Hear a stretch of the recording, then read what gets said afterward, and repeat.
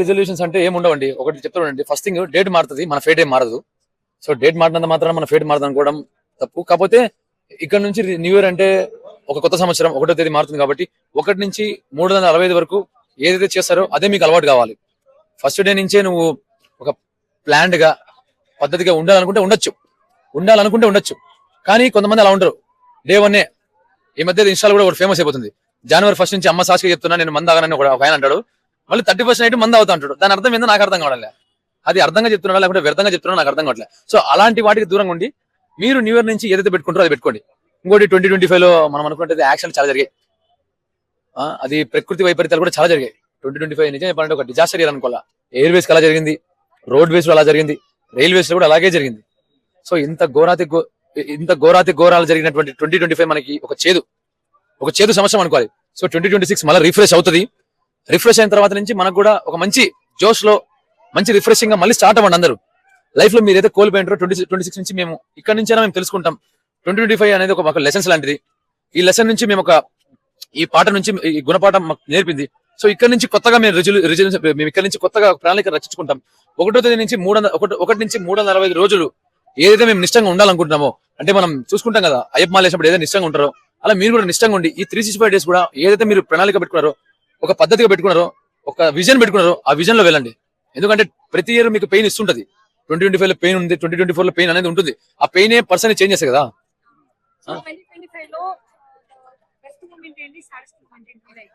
అంటే best moment అంటే చాలా జరిగే బెస్ట్ మూమెంట్ అంటే ఇది మనం బెస్ట్ అని చెప్పేసి అనుకోకూడదు. ఎందుకంటే లైఫ్ లో ఎదగాలనుకున్నోడికి బెస్ట్ అనేది ఏమనిపించదు.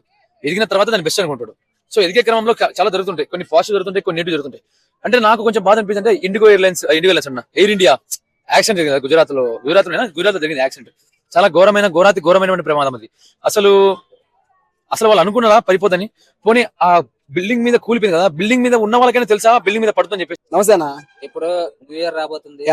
సో కొత్తగా అంటే ఇప్పుడు ఉన్న సంవత్సరం కాస్త న్యూ ఇయర్ సెలబ్రేషన్ రాబోతుంది కాబట్టి ఇప్పుడు కొత్త సంవత్సరంలో వాళ్ళు ఎలా ఉండాలి, యువత మెయిన్ గా ఏ విధంగా ఉండాలి, ఎలాంటి గోల్స్ పెట్టుకొని ముందుకెళ్ళాలి? ఫస్ట్ ఆఫ్ ఆల్ వాళ్ళు చెప్పే అంత పెద్దోళ్ళు అయితే కాదనమాట. మన ఎవరు ఆర్జీ గారు చెప్తారు కదా, ఈ ఇయర్ వచ్చినా కొత్త సంవత్సరం వచ్చినా మారదని చెప్తారు కదా. కాబట్టి చెప్పేటైతే కొన్ని చెప్తాం అనమాట. అయితే ఏంటంటే ఇప్పుడు ఏంటంటే జనరేషన్ లవ్వులు కొవ్వులు, నాకు లవర్ లేదు, నాకు సినిమానే ప్రేమ అంటే ఏం చెప్తా మాట్లాడుతుంది, దీని గురించి గట్టిగా మాట్లాడదాం. అయితే ఏంటంటే లవ్వులు కొవ్వులు వచ్చి ట్రబుల్ తెంగడం ఇది తప్ప ఏమన్నా నడుస్తుందా?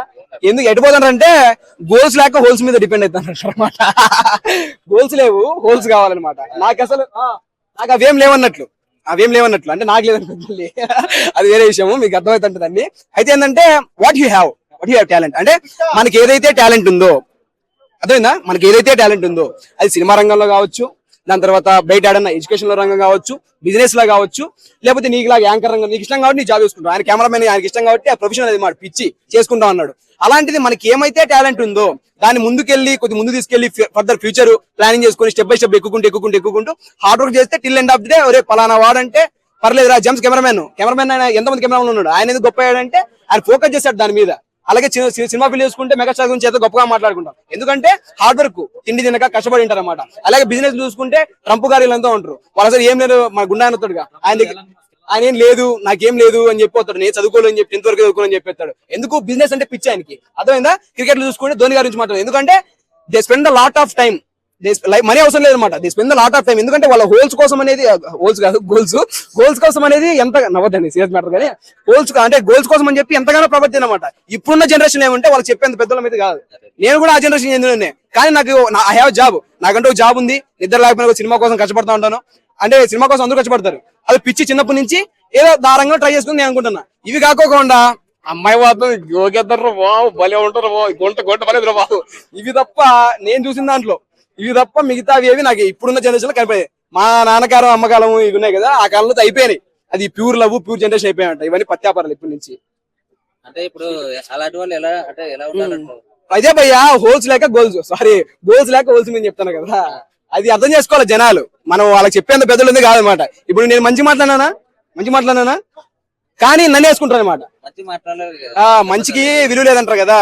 అదే అరే బాబు రీల్స్ చేసుకోండి, సిగరెట్లు తాగండి, గంజా తాగండి, పాన్పరాగ్ వేసుకోండి అని చేసుకోండి రా. అమ్మ నాన్నని తిట్టండి, సామింగ్ అండి, వాళ్ళ ఐఫోన్ కావాలని కొనుక్కోండి, ఎఫ్జెడ్ కావాలని కొనుక్కోండి, అని చెప్తే ఇటు మన కోసం చెప్తానరా మనోర్రా ఇడు నువ్వు నాదా వాళ్ళంటారు అది నా పిల్లరా అని చెప్పి వీళ్ళు ఏమంటారు అంటే నా ఓడు రా నువ్వు అని చెప్తారన్నమాట. అలా ఉన్నారు జనరేషన్. వాళ్ళకి ఏం చెప్పే చేయలో మనం లేం భయ్యా, అంతే, అంత మించి ఇంకేం చెప్పలేం. చాలా మంది ఏంటంటే మీరు చెప్పినట్లు ఇప్పుడు డ్రగ్స్, సిగరెట్లు, తర్వాత రకరకాలుగా అలవాటు పడి అలాంటి వాళ్ళు ఈ సంవత్సరం కన్నా కొద్దిగా మానేసి భయ్యా ఒకళ్ళ ముందుకెళ్తే మంచిది. కాదు కాదు కాదు చెప్పే తప్పుగా మాట్లాడుతున్నారని చెప్తా కదా భయ్యా. మారేటోడికి ఒక ఉంటుందన్నమాట. నేను చిన్నప్పటి నుంచి ఇంటర్ అయిపోయిన తర్వాత, డిగ్రీ అయిపోయిన తర్వాత, ఐటీ అయిపోయిన తర్వాత నేను అసలు never depend on my parents. ఇప్పటికి ఫోన్ చేసి మాట్లాడిపిస్తా కావాలంటే.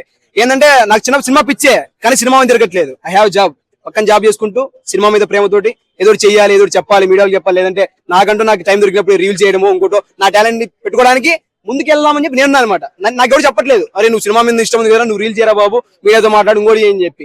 అలాంటిది మనకి ఏదైతే ఇంట్రెస్ట్ ఉందో దాంట్లో ముందుకెళ్ళాలి కానీ డ్రగ్స్ వెళ్తే ముందుకెళ్ళాం, సిగరెట్ తాగితే ముందు కింద దాకా పడిపోతాం. అదేనా అవి వాళ్ళు తెలుసుకోవాలి. అంటే ఒకటి చెప్తే ఎవరు మాట్లాడని చెప్పి నా అభిప్రాయం. ఆర్జీ లాగా మనం తెలుసుకొని బాగుపడతాం. అది నేను చేసుకోను. ఎందుకంటే మన ధర్మంలో అయితే ఉగాది న్యూ ఇయర్ అన్నది అది క్రిస్మస్ చేసుకునే వాళ్ళు వీళ్ళు చేసుకుంటారు. మన దాంట్లో అయితే హిందూ ప్రకారం అయితే ఉగాది రోజు న్యూ ఇయర్. ఇప్పుడు అంటే జనరేషన్ మారి ఉగాది రాగానే తాగడం, చిందులేయడం, ఇది వీళ్ళు ఇప్పుడు వచ్చే కాలం జనరేషన్. అంటే జనాలు కూడా చాలా మంది ఈ న్యూ ఇయర్ కి ఎక్కువ అలవాటు పడ్డారు కదా. అందరు న్యూ ఇయర్ అనగానే సెలబ్రేషన్, కేక్ కట్ చేయడాలు, డాన్స్ ఇలాంటివి ఉంటున్నాయి కదా. ఈ ఒక్క రోజే కదా ఇంట్లో ఇచ్చే పేరెంట్స్ అవకాశం, అందుకని మొత్తం మందులు వేసుకుని చిందులు వేసుకుంటారు. అందుకని అది అలవాటు అయిపోయి అందుకని. ఓకే, అంటే ఈ ఒక్క రోజు మూమెంటే ఆ ఫ్రీడమ్ దొరుకుతుందని చెప్పేసి ఒకేసారి సంవత్సరం కొద్ది ఒకేసారి తాగేస్తున్నారు అంటారా? అంటే ఎంజాయ్ చేసేస్తున్నారు. అసలు న్యూ ఇయర్ అంటే మీ దృష్టిలో ఏంటి? న్యూ ఇయర్ అంటే మన దృష్టిలో ఏంటంటే ఇప్పుడు అయిపోయి ఇయర్ కాదు మనకు కావాల్సింది నెక్స్ట్ ఇయర్ ఏంటి, నెక్స్ట్ మనం చేయాల్సింది ఏం వరకు అది మనం చూసుకోవాలి. న్యూ ఇయర్ రాగింది వచ్చింది తాగడం ఇది కాదు, మన నెక్స్ట్ పని ఏంటి, న్యూ ఇయర్ తర్వాత మన నెక్స్ట్ పని ఏముంటుంది అన్నది, అది మన న్యూ ఇయర్ అనేది. సో నువ్వు ఎలా సెలబ్రేషన్ చేసుకోవాలనుకుంటున్నావు నెక్స్ట్ 2026? 2026 అంటే నేనేం చేసుకుంటాను, ఎడ్యుకేషన్ అంటే నువ్వు ఈ ఇయర్ కి నెక్స్ట్ ఇయర్ కి నువ్వు ఏం అవ్వాలనుకుంటున్నావు, నేను అనుకుంటున్నావు అది చెప్పండి. నేను అవ్వాలనుకుంటే ఒక ఆర్టిస్ట్ కావాలనుకుంటున్నాను నెక్స్ట్ ఇయర్. నీ ఫ్యూచర్ ప్లాన్ ఏం చేసుకోవాలనుకుంటున్నారు, ఏంటిది? ఫ్యూచర్ ప్లాన్ యాక్టర్ లేకపోతే సాఫ్ట్వేర్, ఇది కాకపోతే అది. సరే, జనాలకు మీరు ఇచ్చే సందేహం ఏంటి ఈ న్యూ ఇయర్ సందర్భంగా? న్యూ ఇయర్స్ చేసుకునేది నేను చెప్పేది ఒకటి అంటే, న్యూ ఇయర్స్ చేసుకునే అయితే క్రిస్మస్ చేసుకునేవాళ్ళు, మన హిందూ ప్రకారం అయితే ఉగాదిని న్యూ ఇయర్ చేసుకునేది, అది నేను చెప్పింది. సో మన ఈ కొత్త సంవత్సరం అనేది రేపు 31st నైట్ కాదు, జనవరి 1st కాదు, ఉగాది అన్నది మన న్యూ ఇయర్ అన్నది చెప్తున్నాం. మన తెలుగు న్యూ ఇయర్. మన తెలుగు ప్రకారం అయితే న్యూ ఇయర్ వచ్చేసేది ఉగాది మన న్యూ ఇయర్.